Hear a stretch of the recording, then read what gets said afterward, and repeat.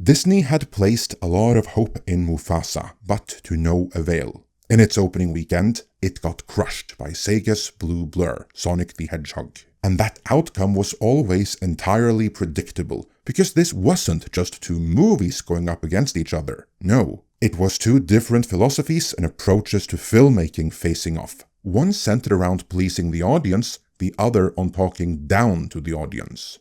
The outcome was never in doubt. Let's dive in.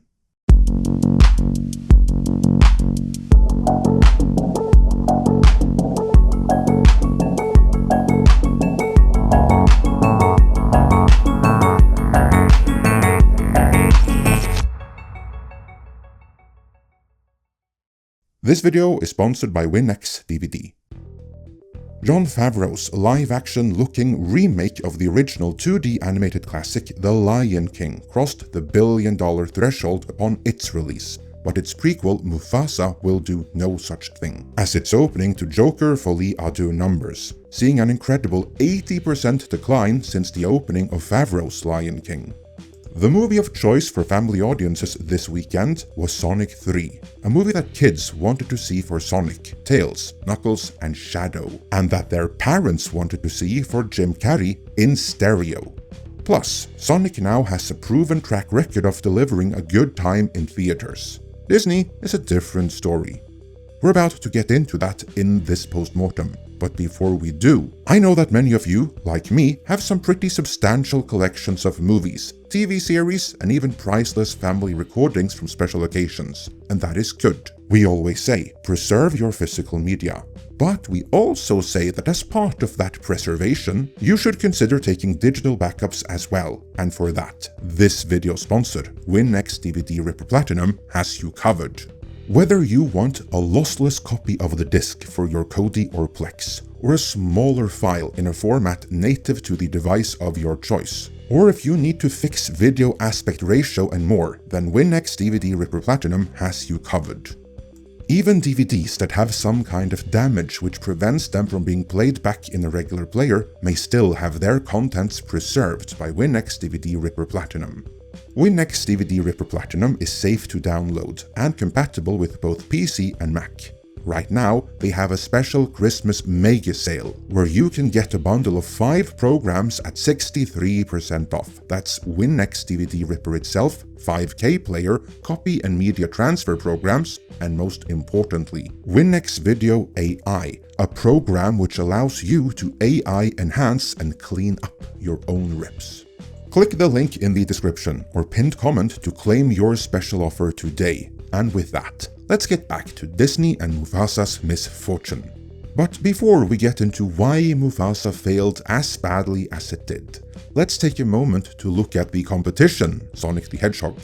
Because this is a case where Mufasa was never going to do all that well anyway, but where the competition most decidedly hurt it even further, as audiences have fully embraced Sonic the Hedgehog, and for good reason.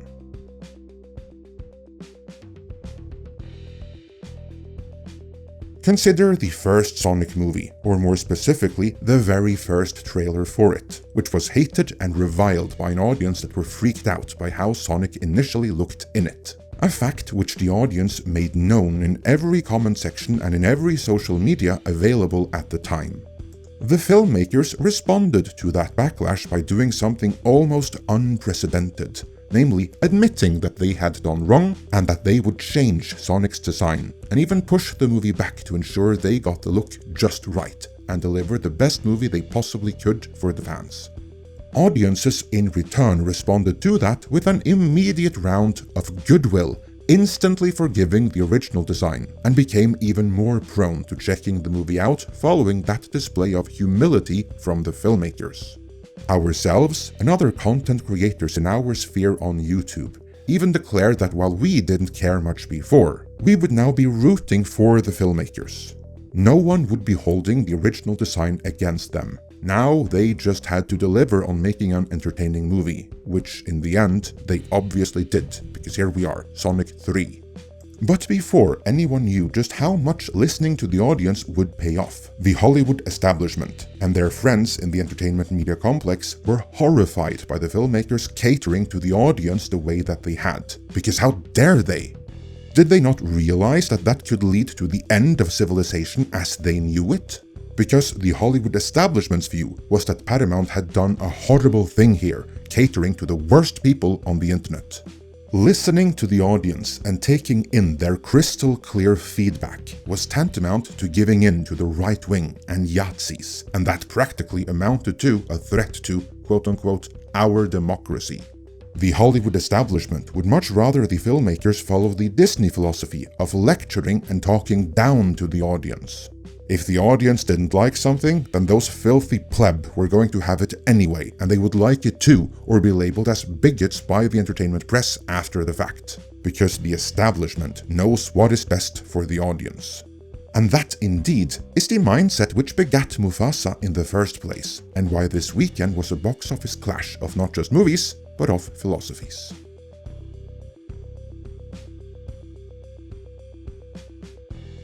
Audiences responded to Jon Favreau's live-action-looking remake of the classic 2D animated feature film The Lion King by going in sufficient droves to push it past $1 billion at the box office.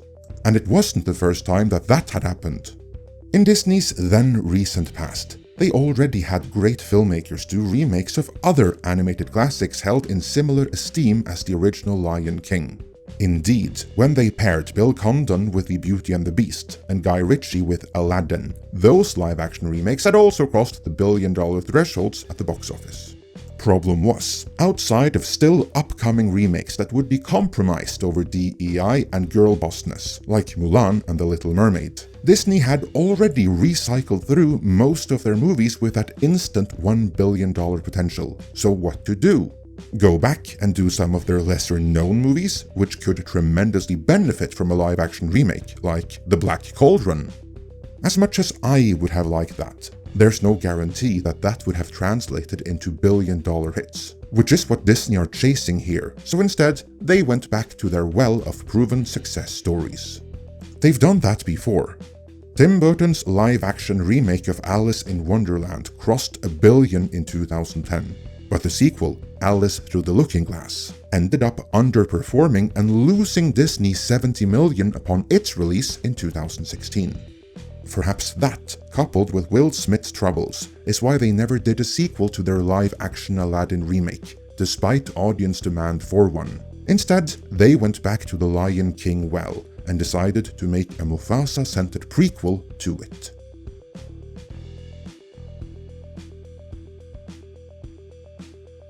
Did you notice how I just said that there was demand for an Aladdin sequel? That may sound like blasphemy to many, I know, but the goodwill from the first movie and the response to Jafar in particular was such that there was some level of demand. If there was enough of it for another billion-dollar movie is of course debatable, but there was some level of very real audience demand. The Lion King, however, is a different matter. That is a standalone story ultimately about the circle of life, where there was no narrative need and certainly no audience demand whatsoever to see what happened either before or after to any of those savannah critters. Alas, that is a qualitative assessment that requires some understanding of the audience, and not something that can be read out of a quantitative spreadsheet, which is how Disney make their decisions. All of their spreadsheets said that Favreau's Lion King crossed $1 billion, and it would appear that no decision makers in Disney were capable of conducting the qualitative assessment which would have yielded the conclusion that that was a one-off that could not be repeated. But since they never reached that conclusion, they decided not just to make another Lion King, but to give it the Cruella treatment on top of that.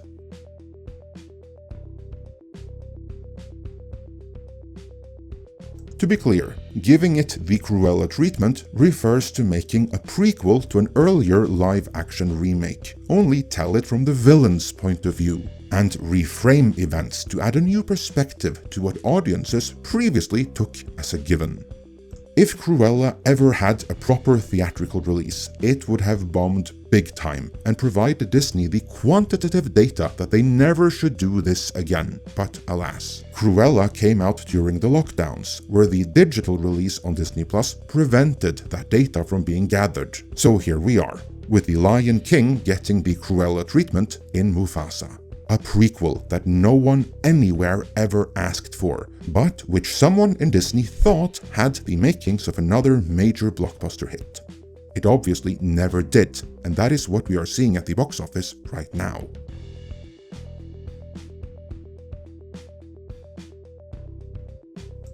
Everything else about Mufasa, any detail about the movie, is a moot point. By all accounts, those who have seen it responded well enough to it.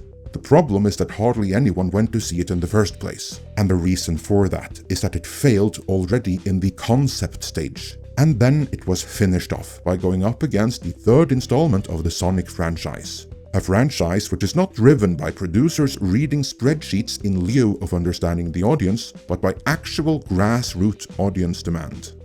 That is the key difference here. Ignore Paramount as a studio, they've got their own problems. It's the filmmakers behind the Sonic movies that understand their audience, young and old, while the producers at Disney are completely and utterly out of touch. And that is how a movie like Mufasa gets made.